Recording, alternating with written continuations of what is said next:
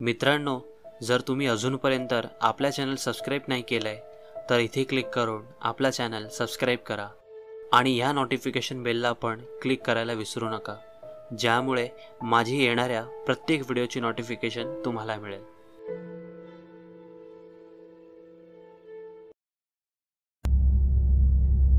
आजच्या कथेचं नाव आहे कालचक्र. लेखक ॲडव्होकेट अंकुश नवघरे. रात्री 12 नंतर टेरेसवर थांबायची माझी कधीच हिंमत झाली नाही, कारण तो अंधारा कोपरा हे होते. मी कुठेतरी ऐकलं होतं की रात्र होऊ लागली की वातावरणात मृतात्म्यांचा वावर सुरू होतो. 12 वाजेपर्यंत ते सौम्य असतात, पण असे म्हणतात की 12 वाजून गेल्यानंतर त्यांच्यात बदल घडू लागतात. ते जास्त आक्रमक होऊ लागतात. ते जिवंत असताना कितीही चांगली व्यक्ती असेल तरी मृत्यूनंतर त्यांची चर्या बदलते, कारण तेव्हा त्यांच्यात कित्येक जन्माचे संस्कार आलेले असतात. त्यात कुठल्या तरी जन्मात ते वाईट वागत जगले असतील तर ते संस्कार पण मधून त्यांच्यात उमटत असतात. म्हणून गेलेली व्यक्ती जरी आपली असली तरी मृत्यूनंतर ती आपली राहत नाही. त्यात मृत्यू आत्महत्या किंवा अजून वाईट पद्धतीने झालेला असेल तर आत्मा अजूनच असंतुष्ट असतो, रागावलेला किंवा खिन्न असतो. त्यामुळे त्याच्यापासून 4 हात लांबच राहिले पाहिजे. म्हणून शक्यतो गरज नसताना रात्री अपरात्री एकटं बाहेर राहणं टाळलं पाहिजे. अशाच आत्म्यांच्या काही लोक गैरफायदा घेत असतात. त्यांच्या अतृप्त इच्छा पूर्ण करण्याचे गाजर दाखवून त्यांच्याकडे नको ती कामं करवून घेत असतात आणि शेवटी आपल्याबरोबर आपल्या पुढच्या 7 पिढ्यांचा सर्वनाश ओढवून घेतात. पण स्वार्थापुढे त्यांना हे सर्व तेव्हा दिसत नसते. मी शक्यतो माझे बिझनेस कॉल अटेंड करायला ऑफिस किंवा टेरेसवर जात असतो. ऑफिस घरापासून लांब असल्याने टेरेसवरच जाणे जास्त पसंत करतो. टेरेसवर शांतता असते, थंडावा असतो, म्हणून तिथे बरं वाटते. माझ्यासारखे बिल्डिंगमधले अजूनही काही लोक तिथे येत असतात, पण ते त्यांच्याच नादात असतात. माझ्याशी कोणी बोलत नाही म्हणून मी पण त्यांच्याशी बोलत नाही. मला तिथे आवडते म्हणून मी बराच वेळ तिथे थांबतो. पण बाकीचे सर्व एक मर्यादित वेळेनंतर म्हणजे 10 इत्यादी वाजले की आपापल्या घरी जातात. पण माझे कॉल कधीकधी लांबत असल्याने मला 11ही वाजतात. कित्येकदा जेवायचे नसले किंवा अस्वस्थ वाटत असले की मी 12 वाजेपर्यंत पण थांबतो आणि मग नेहमीप्रमाणे सावकाश घरी जातो. त्या दिवशीही असाच मी जिन्याच्या दरवाजासमोर खुर्ची लावून बसलो असताना माझे लक्ष सारखं उजव्या बाजूला असलेल्या कोपऱ्याकडे जात होते. तो कोपरा माझा अत्यंत आवडता कोपरा आहे. ह्यापूर्वी पण कित्येकदा मी तासनतास त्या कोपऱ्यात उभं राहून कॉलवर बोललेलो आहे. पण रात्री शक्यतो मी तिकडे थांबत नाही, कारण त्या कोपऱ्याच्या शेवटपर्यंत ट्यूबलाईटचा प्रकाश पोचत नसल्याने तो कोपरा थोडासा अंधारलेलाच राहतो. आज का कोणास ठाऊक माझं लक्ष सारखं त्या कोपऱ्याकडेच जात होतं. जेव्हा आपलं लक्ष सारखं एखाद्या ठिकाणी जाते तेव्हा तिथे नक्कीच काहीतरी गडबड असते. हे मी कुठेतरी वाचलेलं असल्याने मला माहीत आहे. असंच आपल्याला कोणीतरी पाहत आहे हे आपल्या बाह्य मनाला जरी कळत नसलं तरी अंतर्मनाला कळत असते, आणि अंतर्मनाला अंतचक्षू असल्याने सूक्ष्म जगात चाललेल्या हालचाली ते टिपत असते.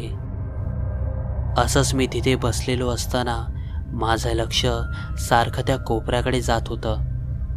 त्यामुळे मी डिस्टर्ब होतो. कित्येकदा मी त्या दिशेने पाहिले, पण मला काहीच दिसलं नाही.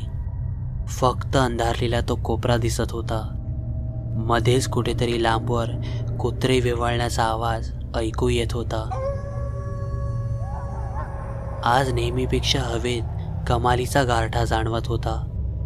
मी घड्याळाकडे पाहिलं तर 12:10 झाली होती. सहज म्हणून मोबाईलमध्ये पंचांग काढून पाहिलं तर पौर्णिमा चालू होऊन 4 तास उलटून गेले होते. पौर्णिमा अमावस्येला चंद्राचं गुरुत्वाकर्षण बल जास्त असल्याने त्याचा परिणाम आपल्या शरीरावर, रक्तावर आणि मनावर होत असतो आणि त्यामुळे काहींचे BP कमी जास्त होऊन त्यांना वेगवेगळे भास होण्याची शक्यता असते. 12 वाजून गेल्यामुळे वाटलं की आता घरी जायला हवं, म्हणून मी उठलो आणि जायला निघालो. पण परत कुतूहल म्हणून सहज एक नजर त्या कोपऱ्याकडे टाकली आणि तितक्यातच अचानक लाईट गेल्यामुळे चंद्रप्रकाशात मला जे दिसलं ते पाहून क्षणभर मला माझे शरीर थंड पडल्याचा भास झाला. हातपाय गळून गेल्यासारखे झाले. पण सुदैवाने हातात असलेल्या मोबाईलची लाईट सुरू केली आणि झपाझप पावलं टाकत जिन्याच्या दिशेने निघालो. त्यानंतर परत मागे वळून पाहण्याची माझी हिंमत झाली नाही. कसाबसा धापा टाकत रूमवर आलो. पायातील त्राणच निघून गेले होते. आजवर अशा खूप गोष्टी ऐकल्या होत्या, पण कधी भीती वाटली नव्हती. पण म्हणतात ना की एकदम जवळून अशा गोष्टींचा सामना होतो तेव्हा माणूस कितीही धीट असो, क्षणभर का होईना गर्भागळीत होतोच. घरी येऊन सोफ्यावर बसलो आणि सहज माझं लक्ष एका ठिकाणी गेलं आणि सर्व आठवणी मनपलटावर जमा झाल्या. साधारण 10 वर्षापूर्वीची गोष्ट आहे. बिल्डिंगमध्ये सर्वांना त्यांच्या प्रेमाबद्दल माहीत होतं.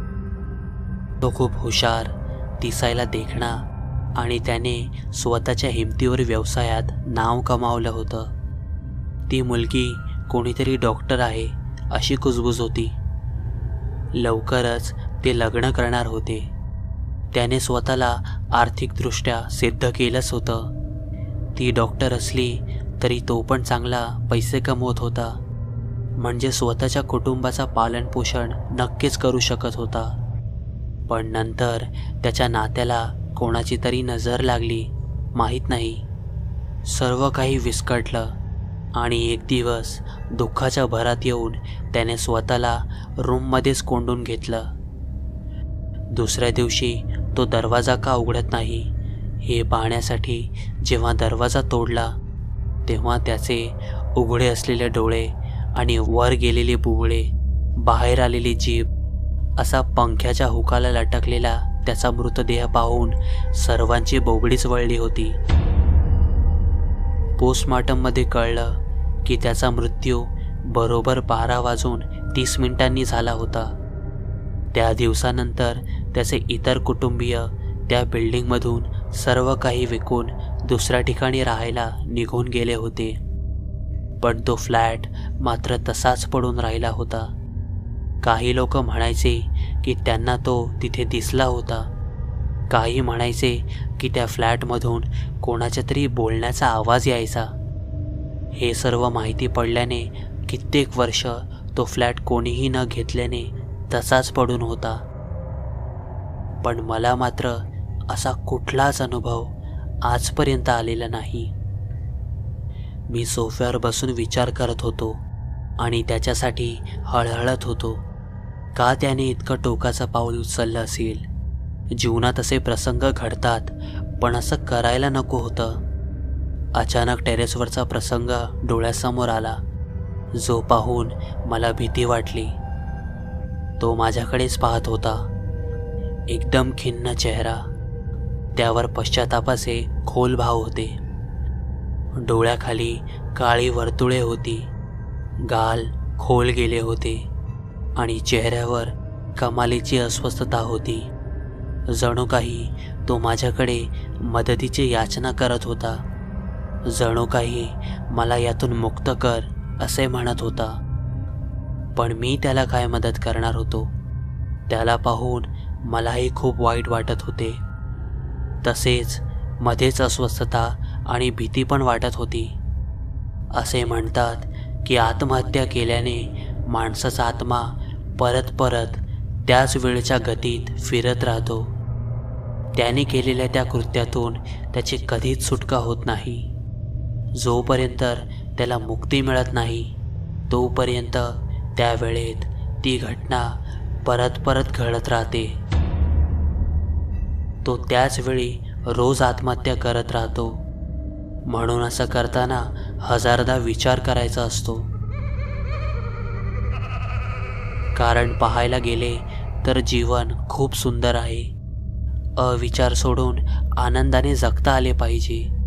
जिवंत असताना इतर ऑप्शन असतात, पण मेल्यानंतर इतर काहीच ऑप्शन नसल्याने आणि मरण ओढवून घेतल्याने देवाकडून मिळालेली शिक्षा म्हणून जोपर्यंत त्या आत्म्याची खरी मरणाची वेळ येत नाही तोपर्यंत तो भटकत तरी राहतो किंवा तीच क्रिया रोज रोज करत असह्य वेदना सहन करत राहतो. एक प्रकारच्या काळाच्या चक्रात तो अडकून पडतो. विचार करता करता परत सहज माझं लक्ष भिंतीवरल्या घड्याळाकडे गेलं. 12:29 झाली होती. स्टँडवरचे काहीतरी काढायचे म्हणून मी टेबलवर चढलो आणि वर असलेल्या पंख्याच्या हुकाला लावलेल्या दोऱ्यात माझी मान अडकवली आणि पायाखाली असलेले टेबल ढकलून दिले. मानेवर प्रचंड ताण आलेला. तिच्यातून कटकन असा आवाज आला. कदाचित एखादे हाड मोडले असावे असे वाटले. हळूहळू श्वास कोंडू लागला होता. नंतर जीव गुदमरला. शेवटी मला खूपच असह्य वेदना होऊ लागल्याने शेवटचा प्रयत्न म्हणून मी हातपाय झाडू लागलो. पण आता वेळ निघून गेली होती. काही वेळातच मला हवेत तरंगल्यासारखे वाटू लागले. माझा आत्मा हळूहळू हवेत विरघळत होता. मनात आले की आजच्या पुरते तरी मी ह्या न संपणाऱ्या असह्य वेदनेतून मुक्त झालोय. पण अजूनही प्रचंड भय आहे, कारण उद्या परत ह्याच प्रसंगातून मला जावे लागणार आहे. मित्रांनो, तुम्ही मला काजळ राजच्या फेसबुक पेजवर फॉलो करू शकता, जिथे तुम्ही मला पर्सनली पण मेसेज करू शकता. तुम्ही तुमचे विचार मला कमेंटच्या माध्यमातून सुचवू शकता. आणि तुम्हाला जर हा व्हिडिओ आवडला असेल तर लाईक आणि जास्तीत जास्त शेअर करा. मी लवकरच तुम्हाला पुढच्या व्हिडिओमध्ये भेटेन. तोपर्यंत काळजी घ्या.